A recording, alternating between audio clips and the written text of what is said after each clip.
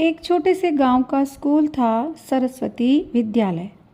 यहाँ बच्चे बहुत प्यारे थे, लेकिन उतने ही शरारती भी।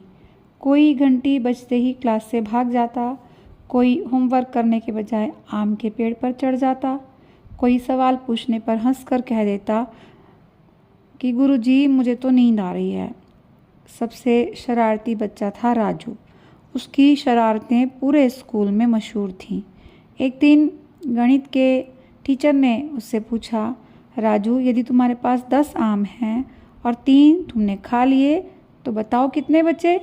राजू बोला, गुरुजी यदि आम मेरे पास हैं तो मैं सारे खा जाऊंगा, बचेगा ही कुछ नहीं। क्लास में सभी बहुत ज़ोर से हंसे और गुरुजी उसकी हरकत देखकर पहले गुस्सा तो हुए, लेकिन फिर मन ही मन मुस्कुरा भी दिए। अब स्कूल में सभी बच्चे चर्चा कर रहे थे कि अगले हफ्ते शिक्षक दिवस है, तो इस बार हमें अपने टीचर्स के लिए कुछ खास करना है। तो टीचर्स ने बच्चों से कहा, बच्चों टीचर्स डे सिर्फ नाच गाने का दिन ही नहीं होता है कि हमने बस गाना गा लिया या डांस कर लिया। ऐसा नहीं है। यह दिन हमें सोचने का मौका देता है कि हमारे शिक्षक हमारे लिए कितने ज़रूरी हैं। तो इस बार हमें कुछ अलग करना चाहिए। बच्चे सोच में पड़ गए। राजू बोला कि सर ऐसा करते हैं कि हम सब मिलकर एक कहानी बना सकते हैं। एक ऐसी कहानी जिसमें हम जान पाएँ कि असली शिक्षक कौन है। सभी मान गए। तो अगले दिन से अनोखे टीचर की खोज शुरू हो गई। अगले दिन बच्चों ने निर्णय लिया कि वे गांव में निकलकर अलग अलग लोगों से पूछेंगे कि क्या आप हमारे शिक्षक बन सकते हैं। वे देखना चाहते थे कि कौन सा शिक्षक सबसे अनोखा है। सबसे पहले बच्चे गए बढ़ई काका के पास, जो लकड़ी से खूबसूरत खिलौने बनाते थे और दूसरे सामान भी बनाते थे। बच्चों ने पूछा, काका क्या आप हमें शिक्षक बनकर कुछ सिखाएंगे।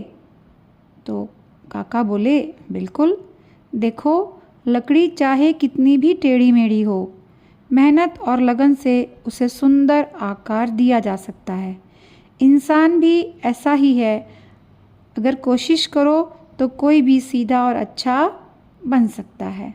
तो बच्चों ने सीखा कि मेहनत और लगन से इंसान बदल सकता है। फिर बच्चे पहुँचे खेत पर। किसान चाचा बीज बो रहे थे। बच्चों ने पूछा, चाचा आप हमें क्या सिखाएंगे। तो किसान चाचा बोले, बीज अगर आज बोओगे तो कल पेड़ बनेगा। धैर्य रखो वरना कुछ नहीं मिलेगा। शिक्षा भी बीज जैसी है, समय पर बोओगे और सींचोगे और मेहनत करोगे तो फल मिलेगा। तो बच्चों ने सीखा धैर्य और समय पर मेहनत का महत्व है। फिर गए बच्चे गांव की बूढ़ी दादी के पास, जो कपड़े बुन रही थी। राजू ने पूछा, दादी क्या आप हमारी शिक्षक बन सकती हैं। दादी मुस्कुराई, बोली, बेटा कपड़ा एक एक धागे से बनता है, अगर एक धागा टूटे तो पूरा कपड़ा बिगड़ जाता है। इंसान का जीवन भी धागों की तरह है। ईमानदारी, दया, प्रेम, करुणा, अगर इनमें से कोई टूटे तो जीवन अधूरा हो जाता है। तो बच्चों ने सीखा जीवन के गुण ही धागे हैं जिनसे इंसान सुंदर बनता है। बच्चे शाम को लौटे तो गुरुजी ने पूछा, तो बच्चों किसे चुना तुमने अपने अनोखे शिक्षक के रूप में। बच्चे बोले, गुरुजी हर किसी से हमें कुछ सीखने को मिला। बढ़ई काका ने मेहनत सिखाई, किसान चाचा ने धैर्य सिखाया, दादी ने जीवन के धागे सिखाए। तो असली शिक्षक कौन है। गुरुजी ने मुस्कुराकर कहा, असली शिक्षक हर जगह है, बस सीखने वाली आँख होनी चाहिए। पर याद रखो तुम्हारा सबसे बड़ा शिक्षक तुम्हारा अपना विवेक और अनुभव है।